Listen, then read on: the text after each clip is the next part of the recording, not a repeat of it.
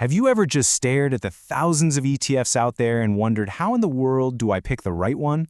Well, today we're going to cut right through all that noise. I've got a simple but really powerful checklist to help you find the perfect ETF for your goals. So let's just dive right in with a common puzzle. You've probably seen this in your own brokerage account, right? You have two ETFs, they both track the S&P 500, but one is making you more money than the other. What's up with that? It's a great question, and the answer is absolutely key to becoming a smarter investor. And this chart shows you exactly what I'm talking about. We're looking at two really popular Canadian S&P 500 ETFs, Vanguard's VFE and BMO's ZSP. If you put $1,000 in, VFE would have given you back about $27. ZSP, on the other hand, would have returned about $28.50. Okay, it's not a life-changing difference, but it proves they're not the same. So what is really going on under the hood? To really get to the bottom of this, we need to cover a couple of basics first. Don't worry, this will be quick, and it'll give us the foundation we need to solve our little ETF puzzle.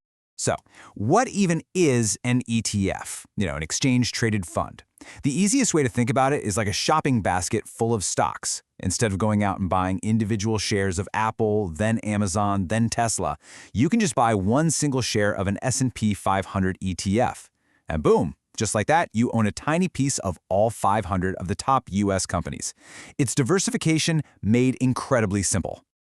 All right, now that we're clear on what an ETF is, how do we actually choose the right one? For that, you're going to need a toolkit. And here it is, our 5-point investigative checklist. We're going to be looking at 5 key things. First up, fees. You'll see this called the MER. Then, dividends. That's the cash they pay out to you.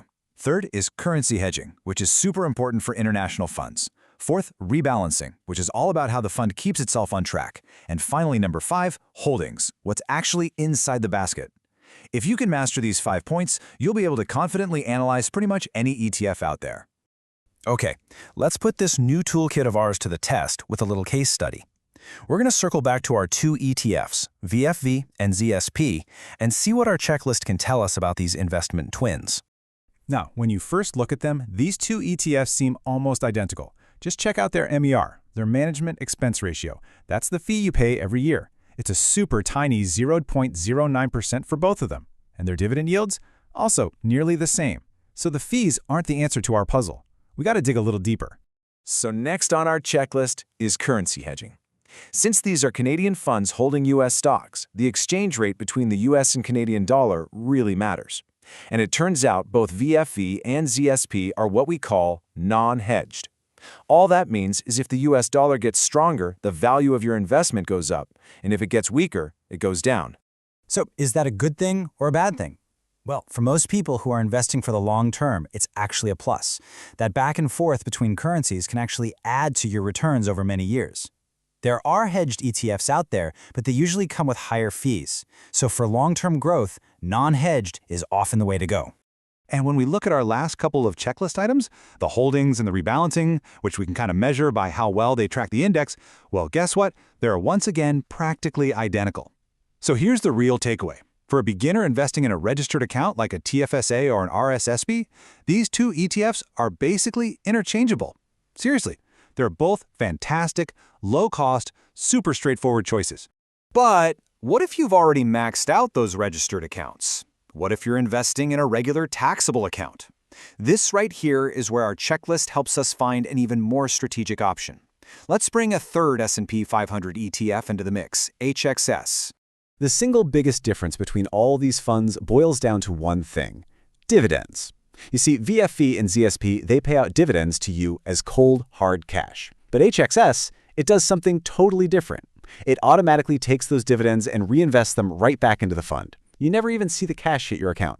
And what's the result of that strategy? Well, by automatically putting that dividend money back to work, the fund's value just compounds a little bit faster. Remember VFE's return was 2.71%? Well, the year-to-date return for HXS is 3.7%. A big reason for that is the dividend money is instantly reinvested, pushing the fund's value even higher. So why is this such a big deal? I'll give you the answer in one word: taxes. In a taxable account, you have to pay income tax on any dividends you get. But with HXS, because you never technically receive the dividend cash, that income gets converted into a capital gain instead. And that is a huge advantage, because capital gains are taxed at a much, much lower rate, and only when you finally decide to sell. It's a massive win for tax efficiency. Okay, so we've run 3 major ETFs through our 5-point checklist. Let's pull it all together now and come to a final verdict on which one of these is really the best.